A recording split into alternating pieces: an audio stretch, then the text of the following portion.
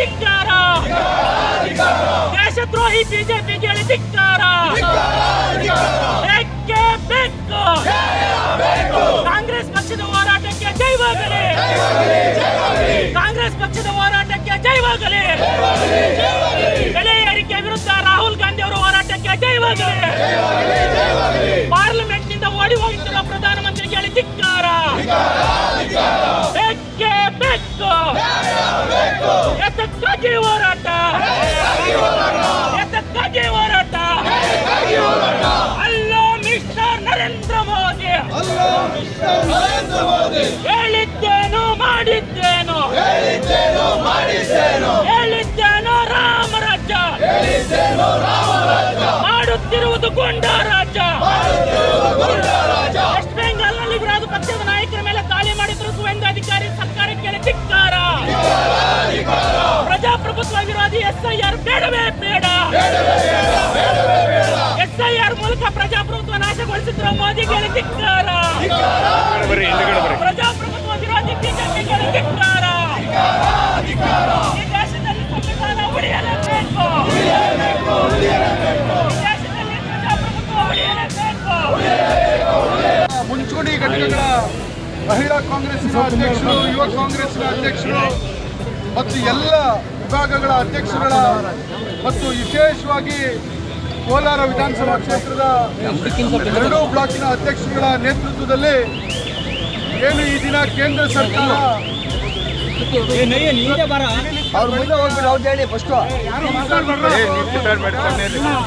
ಇವುಗಳ ಬೆಲೆಯನ್ನ ಏರಿಸ್ತಾ ಇದೆ. ಇದರ ವಿರುದ್ಧವಾಗಿ ಮತ್ತು ಕೇಂದ್ರ ಸರ್ಕಾರದ ಜನ ವಿರೋಧಿಯ ವಿರುದ್ಧವಾಗಿ, ರೈತ ವಿರೋಧಿಯ ನೀತಿಗಳ ವಿರುದ್ಧವಾಗಿ, ವಿದ್ಯಾರ್ಥಿಗಳ ವಿರುದ್ಧ ನೀತಿಯ ವಿರುದ್ಧವಾಗಿ ಈ ಒಂದು ಪ್ರತಿಭಟನೆಯನ್ನ ಹಮ್ಮಿಕೊಂಡಿದ್ದೇವೆ. ನಮಗೆಲ್ಲ ಕೂಡ ಗೊತ್ತಿದೆ, ಇವತ್ತು ಹಿಂದೆ UPA ಸರ್ಕಾರ ಕೇಂದ್ರದಲ್ಲಿ ಅಧಿಕಾರದಲ್ಲಿದ್ದಾಗ ಕೇವಲ 400ರಿಂದ 450 ರೂಪಾಯಿ ಇತ್ತು ಏನು ನಮ್ಮ ಗ್ಯಾಸ್ ಬೆಲೆ, ನಮ್ಮ ಬಳಕೆಯ ಮನೆ ಬಳಕೆಯ ಗ್ಯಾಸ್ ಬೆಲೆ 400ರಿಂದ 450 ಇತ್ತು. ಅವತ್ತು ಡೀಸೆಲ್ ಬೆಲೆ ಕೇವಲ 60 ರೂಪಾಯಿ ಇತ್ತು. ಅವತ್ತು ಪೆಟ್ರೋಲ್ ಬೆಲೆ ಕೇವಲ 75 ರೂಪಾಯಿ ಇತ್ತು. ಇವತ್ತು ಡೀಸೆಲ್ ಬೆಲೆ ಸುಮಾರು 110 ರೂಪಾಯಿ ಆಗಿದೆ. ಪೆಟ್ರೋಲ್ ಬೆಲೆ, ಡೀಸೆಲ್ ಬೆಲೆ 100 ರೂಪಾಯಿ ಆಗಿದೆ. ಪೆಟ್ರೋಲ್ ಬೆಲೆ 110 ರೂಪಾಯಿ ಆಗಿದೆ. ಮತ್ತು ಇವತ್ತು ಗ್ಯಾಸ್ನ ಬೆಲೆ ಕೂಡ 1000ಕ್ಕೂ ಮಿಗಿಲಾಗಿ ಇವತ್ತು ಏನು ದಿನನಿತ್ಯ ಬಳಕೆಯ ವಸ್ತುಗಳು ನಾವೆಲ್ಲ ಉಪಯೋಗ ಮಾಡ್ತಾ ಇದ್ದೀವಿ, ಇದರ ಬೆಲೆ ಗಗನಕ್ಕೇರಿದೆ. ಇವತ್ತು ಜನಸಾಮಾನ್ಯರು ಜೀವನ ಮಾಡೋದು ಕಷ್ಟ ಆಗಿದೆ. ಇವತ್ತು ಈ ಏನು ಬೆಲೆ ಏರಿಕೆ ಆಗ್ತಾ ಇದೆ, ಇದನ್ನು ಪ್ರತಿಭಟಿಸಬೇಕಾದಂಥ ಆದ್ಯ ಕರ್ತವ್ಯ ಇದು ಕಾಂಗ್ರೆಸ್ ಪಕ್ಷದ ಕರ್ತವ್ಯ. ಇವತ್ತು ನಾವೆಲ್ಲ ಕೂಡ ಇದನ್ನು ವಿರೋಧ ಮಾಡಬೇಕು. ಏನು UPA ಸರ್ಕಾರದಲ್ಲಿ ಬೆಲೆ ವಿರೋಧಿ ನೀತಿಯನ್ನು ಹೇಳ್ಕೊಂಡು ಅಧಿಕಾರಕ್ಕೆ ಬಂದಂಥ BJP ಮೋದಿ ನೇತೃತ್ವದ, ಅಮಿತ್ ಶಾ ನೇತೃತ್ವದ ಸರ್ಕಾರ ಇವತ್ತು ಬೆಲೆಯನ್ನು ಗಗನಕ್ಕೇರಿಸ್ತಾ ಇದೆ.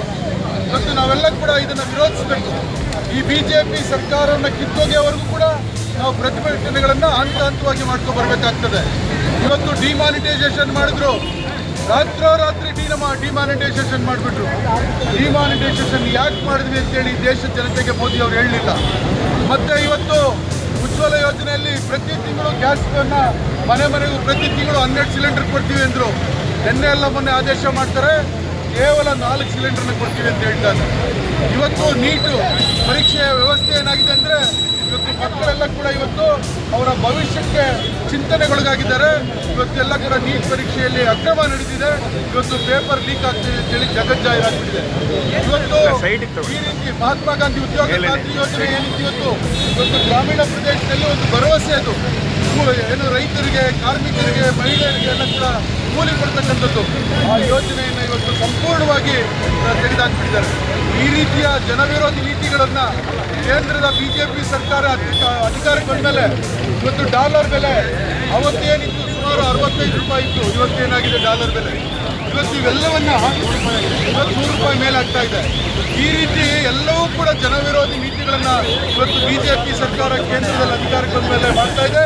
ಇವತ್ತು ಜನಸಾಮಾನ್ಯರಿಗೆ ಬದುಕು, ಜನಸಾಮಾನ್ಯರ ಜೀವನ ಇವತ್ತು